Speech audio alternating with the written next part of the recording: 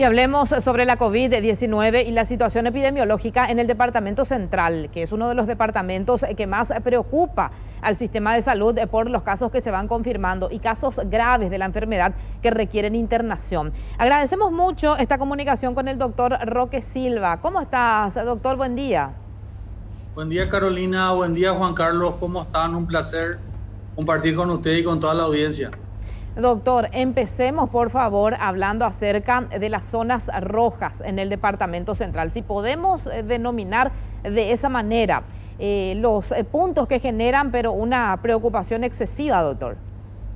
Sí, realmente en Central nosotros tenemos 5 ciudades que están en rojo, que son San Lorenzo, que tiene más de 8.700 casos confirmados desde el inicio de la pandemia. Luego le sigue Luque con más de 8.000 casos. Luego le sigue Lambaré con más de 6.000 casos. Y luego están Fernando de la Mora con 5.000 y un poco más de casos. Y también Capiatá, ¿verdad? Esas son las ciudades que están en rojo en el Departamento Central desde el inicio de la pandemia. Y si lo ubicamos, nos damos cuenta que es el cinturón que rodea prácticamente a Asunción, ¿verdad? Entonces son las ciudades que tienen una alta densidad poblacional dentro de Central.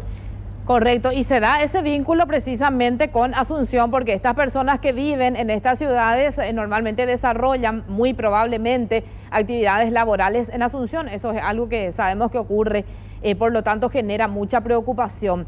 Y doctor, en términos de atención en los servicios de salud, estamos viendo, de acuerdo al último reporte de salud, que más de 180 personas están en unidades de terapia intensiva. Y sabemos lo que eso significa, porque son muchísimos días de internación que puede pasar un paciente en estas unidades, doctor. Asimismo, según el último reporte del Ministerio de Salud Pública, tenemos 867 internados, de los cuales 180 están en las unidades de terapia intensiva.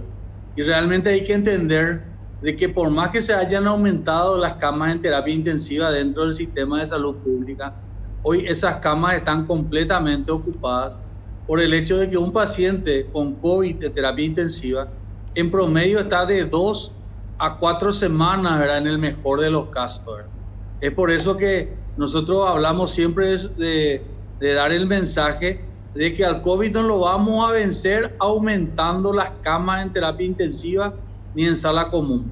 Al COVID lo vamos a vencer cuidándonos, utilizando las medidas sanitarias dispuestas y por sobre todas las cosas cumpliendo como ciudadanos esas restricciones establecidas. Totalmente. Ahora, doctor, independientemente al crecimiento también, habilitar más pabellones, eso se podrá realizar hasta cierto punto nada más, porque sabemos también que tenemos limitaciones en cuanto a la cantidad de profesionales terapistas, profesionales de blanco.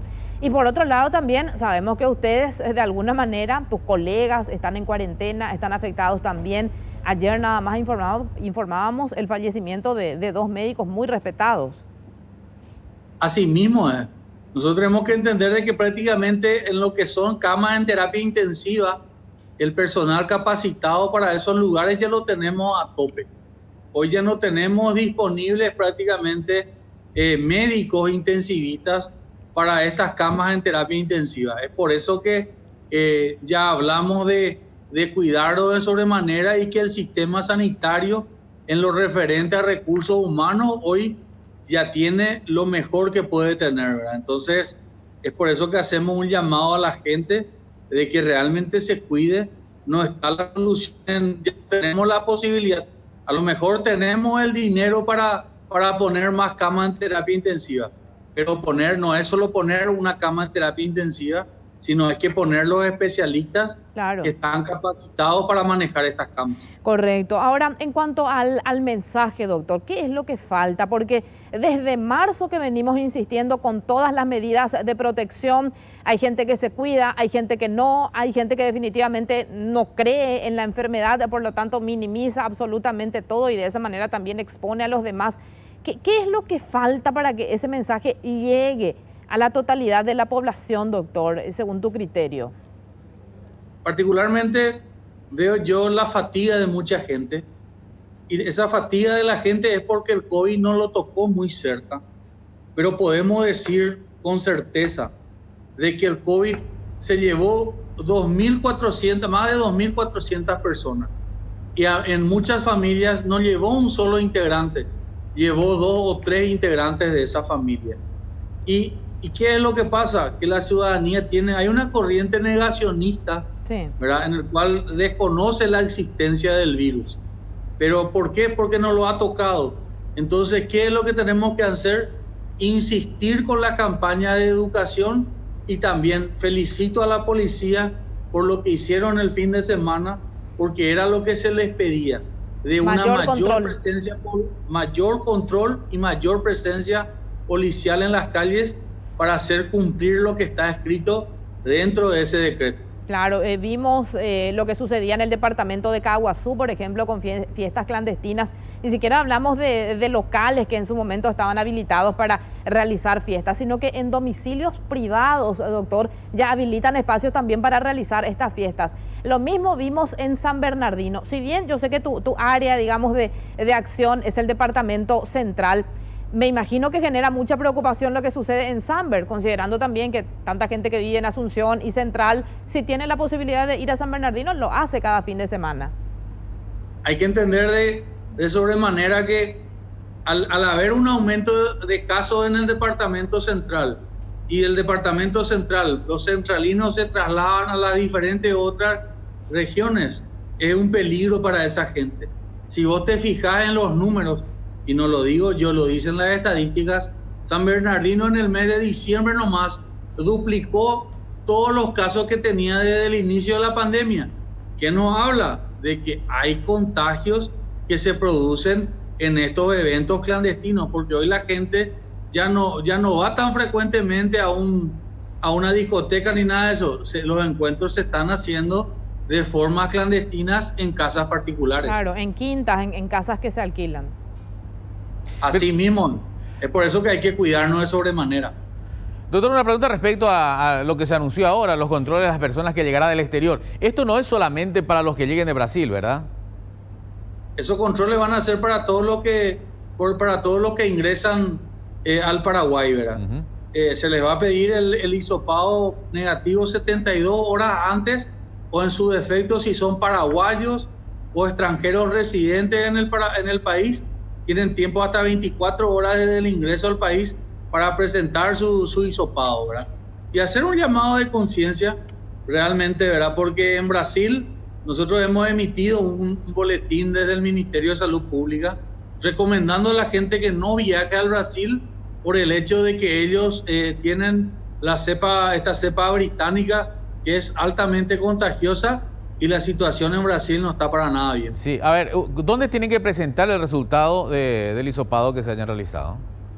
En migraciones tienen que presentar. Al entrar al país.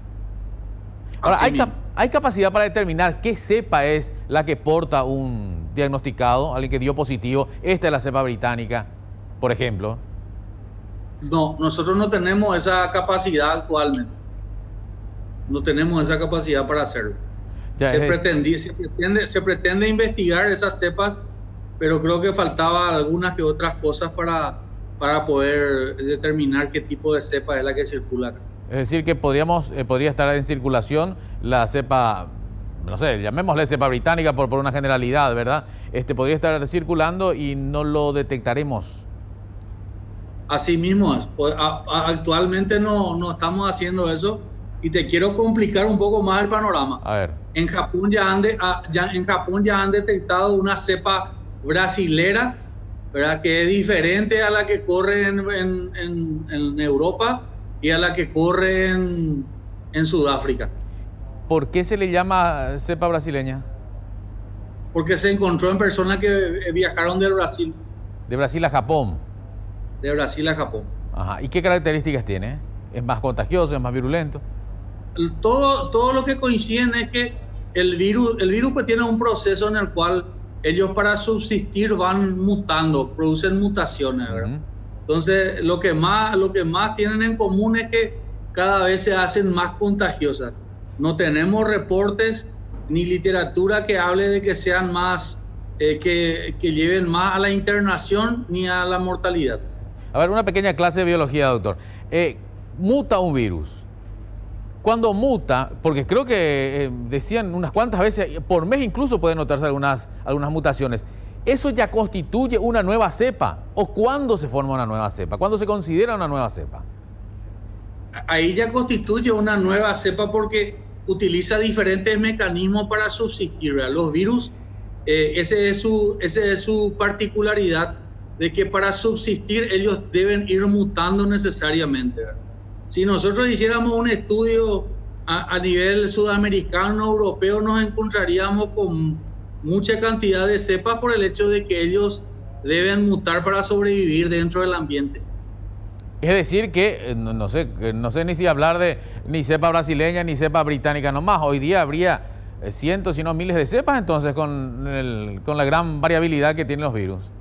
Así mismo, solamente se citó estas cepas por el hecho de que no podían entender en el Reino Unido por qué tan rápidamente se contagiaban los pacientes.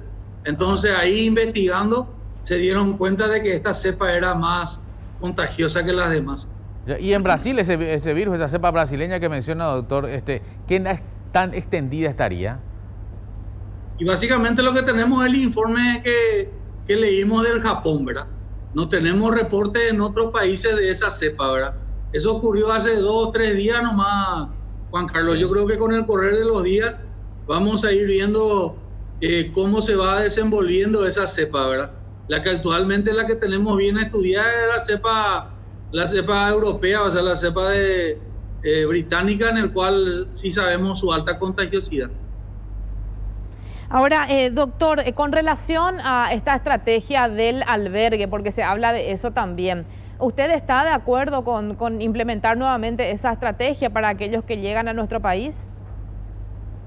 Básicamente sí, aunque sea que la gente, si no tiene la posibilidad de aislarse en su domicilio, que se haga al menos por 7 días, se le hisopa al 7º día y si da negativo se le manda a su casa, ¿verdad? Al menos yo particularmente estoy de acuerdo de hacer ese sistema de albergues, si es que las personas que vienen del exterior deberían guardar ese aislamiento preventivo que va a ser fundamental para tratar de alivianar esta carga que ya tenemos luego con el aumento de casos que hemos tenido en este tiempo. Correcto. Por último, doctor, una recomendación que quieras hacer a aquellas personas que ahora están de vacaciones o están por salir y pretenden elegir otros destinos. ¿Cuál es tu recomendación para estas personas? Básicamente, lo que yo recomiendo es que hagan un turismo interno con el mismo núcleo familiar y tomando todos los cuidados que deben tener. Nosotros hoy ya no hablamos de un encierro. Lo que yo quiero es que la gente, y queremos todos, es que la gente salga y se maneje responsablemente, utilizando las mascarillas, lavándonos las manos y si es posible manteniendo el distanciamiento social. Yo no recomendaría viajes al Brasil por el hecho de la alta tasa de contagiosidad que estamos teniendo. Pero sí recomendaría un turismo interno controlado y responsable. Correcto. Doctor Silva, como siempre, muy amable. Agradecemos mucho tu tiempo. Hasta luego y a cuidarnos.